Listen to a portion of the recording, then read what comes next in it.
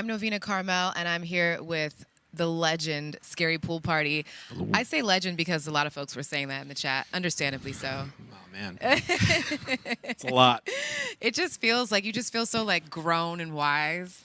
I think that's part of the reason they call you that. I'm furthest from. I am the furthest from that. Yes. I think your music, it must come from like another lifetime or ancestors or something deep. What do you mean? It's like it's so rooted in the now, and yeah, it's just like so magical that I just feel like it's you and also spirits and beyond like moving through you as you do your thing. That's wild. Is that wild? That's pretty wild, but that's sick. That's dope. That's how I feel when I see some of the greatest musicians that really move me. I mean, we were back here and people were saying they were getting chills and everything. So man. thank you so much for that, honestly. Yeah, I'm just happy to be here soaking up some of this energy right now. And folks, I mean, wasn't he amazing? Scary Pool Party, incredible. If this is your first time discovering this artist, welcome. And I got to say shout out to School Night for having incredible sound, which a lot of folks were noting in the chat. Yes. And yeah, it makes a big difference. Huge difference. Yeah. So let's get to some of the AMA questions because there's a ton of people that just want to know like wild questions about you and funny and silly ones. And okay, let's do it. That's the whole point of this thing. We're on Twitch. Let's have some fun. Let's have some fun. It's not like anything else. It's School Night on Twitch. So, so Sherry Sunsets asks, how do you describe your fans? Oh, man. How do I describe And my I fans? think that could be answered in two ways. One could be, you know how like Rihanna, like her fans are called like, I don't remember, but like, okay, Mariah Carey, her fans are called lambs. Like she calls them lambs. Like they have nicknames. Okay. So it could be something like that, like a little nickname, or you could describe what they're like. I mean, honestly, like I've met so many different people. Yeah. And it's like from every around the world, like they message me and they, you know, I would say that's just like universal in a way, which is really, yeah. I would describe them as that. It's like, it's awesome. You know, Yeah. someone from Hawaii, and then someone from like LA, and someone from Japan, someone from New York. Like, it's like from all over. So, Yes. I'd say, yeah. And speaking of that, feel free to let Alejandro and I know where you're listening from, where you're watching from. Universal, we know you're here from all over the world, from many states. Folks were here from Texas. They were like the Texas SPP crew is in full effect. So Arizona, yes, hello in Arizona. And Oh Not Again is wondering, what's the craziest snack creation you've ever made? Snack creation. Ooh, that's kind of a cool one. That's pretty crazy. Yeah. I don't know. You can think about that one. Yeah, I mean, I would probably. Do you have like a sauce that you like to put on everything? I do. I like barbecue sauce. Barbecue sauce. But I would say the craziest thing I've ever made was like, I don't know. I got off work and I went to, I don't know if you have had Jack in a Box. Of course, yeah. Curly fries all day. Oh my gosh! So I got curly fries, a chicken sandwich, and like just everything bad for you. Yeah. And I just put it all into one, and that was the craziest thing. But that's not really something I should share online. We've all been there though. Yeah. Like Yeah, especially late night, you know, you come home from somewhere, there's not a 100%. lot of options. Yes. Yeah. The struggle is real. The struggle is real. Claire B. Sand has been great in the chat tonight, I gotta say. Really enthusiastic person, and is wondering if you will let me form a cult for you. No, that's really creepy. No cults, Claire. No, please no. But Claire is saying that you're a culinary genius, so yes, indeed. You have it in the music department and the culinary department, we've discovered this evening.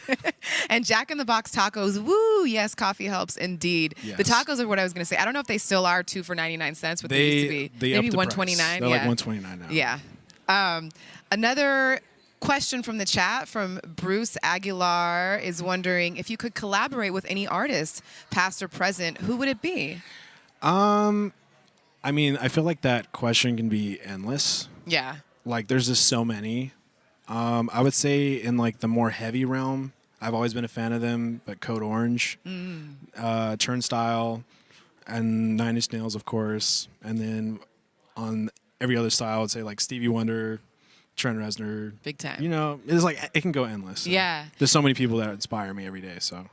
Yeah, absolutely. Have there been any artists that were like on your list that you've been able to collaborate with? Not lately. Actually, no.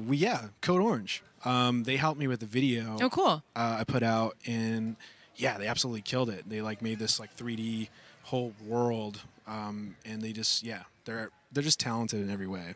So. Is this the video that's the animated one, or is that a different one? So it's a different one. So tell us about the animated one. Yeah, yeah. 'Cause I'm so curious about that. It's so cool visually. I don't know if you guys have seen. Is the full thing is out? Yeah, the full animated video. The full animated anime is out. Yeah. It's called Lizard Print, and yeah, I mean I don't know, like the style is kind of represents, old school anime, and I just really wanted to put a track out that kind of embodies, the music that I like, plus like classical elements and very much sporadic, chaotic elements in it too. So I feel like the anime plus the music really like lends its hand to each other. So yeah, they're so cool together. So you got to check out the anime video for what's it, Lizard Print. Lizard Print. Yeah, it's crazy. And I feel like sonically, like the song itself is a little different than the songs on your most recent album. Yeah. Is that like a clue into the next project that you're working on? Not really. I think I like to make songs in the moment.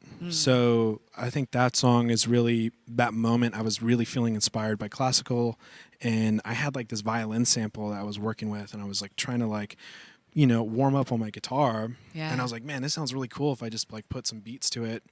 And then it just came alive. And then I added some more stuff that was like inspired by J. Cole, and like hearing his beats and his artistry. I was like, man, that'd be really crazy to like kind of like have like classical with rap. Yeah. And and there's a lot of that in rap in general. So I was like, man, let me try to, make some break beats with this, and it came out really awesome. I can feel in you that you are willing to experiment stylistically. Like you don't feel guarded or stopped to do that in any way. And I'm wondering if there's any artists of any medium that inspire you as far as that goes. Oh man, I don't know. I think I'm just really inspired by musicians and bands. Like every day I'm figuring out new bands and, listening to new music and watching shows and being inspired by that to, legit being inspired by movies. Yeah. Like I've been inspired by a lot of movies lately. And what movies? Oh man. I can like legit go on with that. But one movie I've been watching is Parasite. That movie is like still incredible to me. Yeah, big time. And from that to like Hereditary to like really kind of, really darker films. But I think film and music is really something that is inspiring. Just like with Dune, Hans Zimmer, like that kind of stuff really lends its hand. So yeah. This is like a lot of stuff. Yeah. Have you gotten into scoring or anything like that yourself? Yeah, I try to do that. It's kind of like a thing I do every day. I try to like really kind of put my music to film or anything really, and imagery. I try to do that every day. Nice. I think it's like a good practice, at least for me, just trying to, get better at the craft of scoring, because that's another art field that I think is that I really want to explore. So. Yeah. I can totally picture that. That would be cool. Yeah. Foster Seth said Hereditary is a modern classic. It is. And Brenda, I guess I did answer your question. That's great. I love it. Genre fluid is a term that's going around in the chat right now, which I like that term, I think. Yeah, definitely. Don't put him in a box. Never would do that to Scary Pool Party. Let's see. Flying Wanksters has a really important question. Wondering, do you draw inspiration from bad events as well as good ones? Yeah, I think every artist and like people in general, you have to like, weigh out the bad and the good. And I think that's just life in general. Yeah. If as long as like you're learning from that mistakes that you made, or like learning from the good ones that you made and just like adding on to that, I think it's just life. Yeah. So. Yeah, absolutely. Good question. Thanks for that one. Bruce Aguilar is wondering if there was one of your songs that was your favorites to write. Oh, man. I know that's a tough question. Yeah.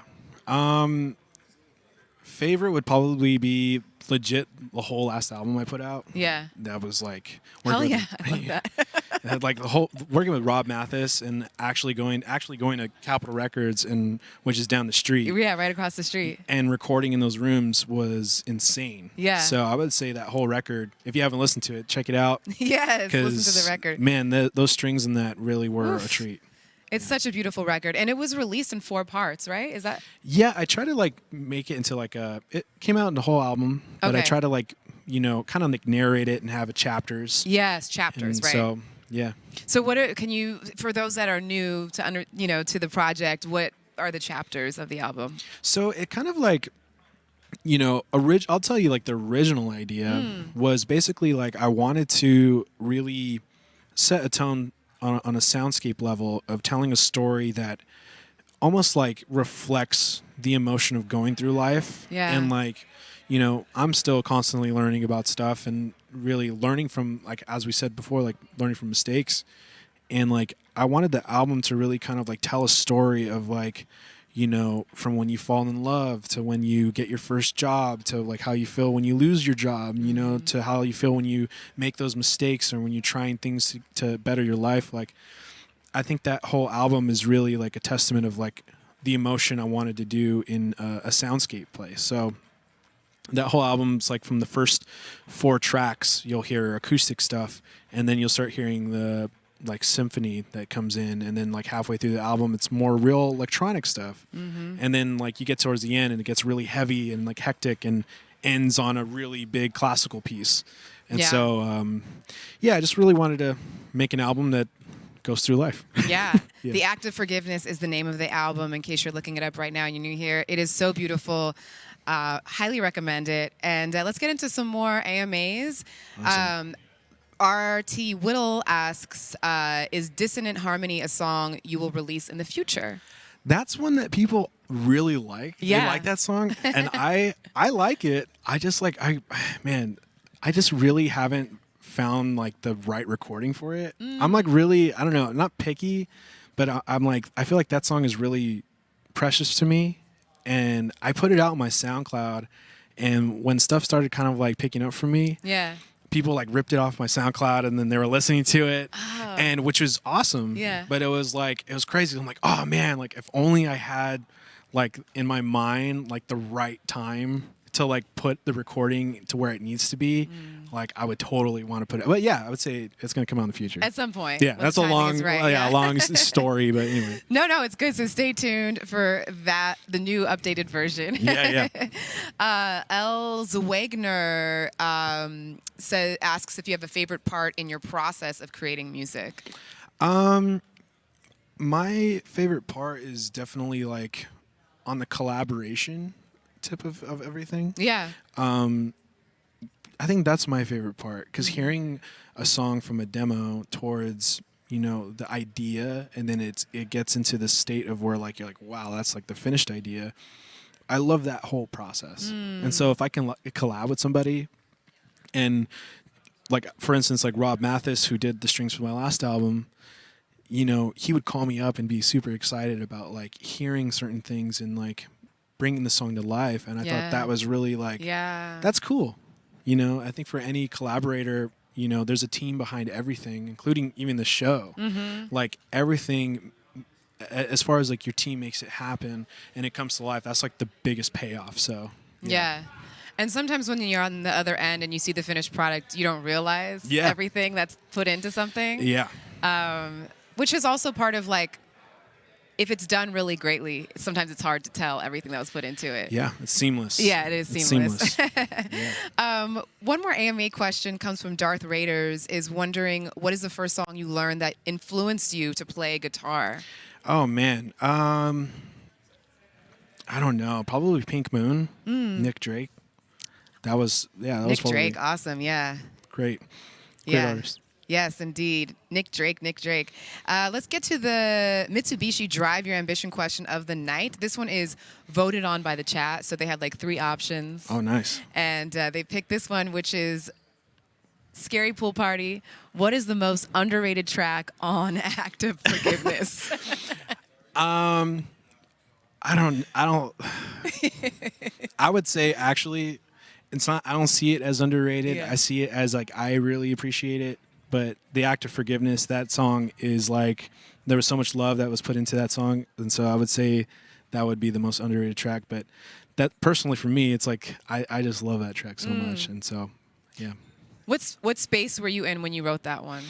It was What's pure, happening? that whole track really is, we were on, me and my engineer, we were in the last stages of mixing, and we were at the studio, and there was a piano there, and we had like 1 hour left at the studio.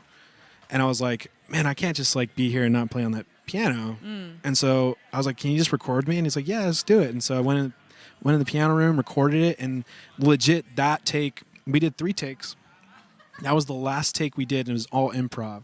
Wow. And so the whole piece is improv, and the strings that came afterwards were all not on a click. So everything was set, and it was done right down the street at Capitol Records. Yeah. It was so crazy. Like, it was all improv, and I felt like the whole way that we came about it was such a beautiful thing. And I was like, man, this is music. Like, the feeling of like, you know, when I heard the strings on it, I was like, man, this is crazy. Yeah. You know, like they're not even playing it a click. I would be losing my mind if I was recording this. They were feeling it. They were feeling it. Yeah. And that whole track, if you listen to it, is all improv, and the strings that were put on top of that were absolutely beautiful. And yeah, so the piano piece was improv, and the strings complemented it, and that's the act of forgiveness. Love that. And a lot of folks in the chat are actually saying that's their favorite song. So maybe it's not underrated. Maybe it's not underrated, which is Scary Pool Party. It's been so great to have you back here live in front of an actual audience. I love like the style change. Before you were like in a cozy hoodie, and now it's like I'm free in the Hawaiian shirt. I'm free, mom.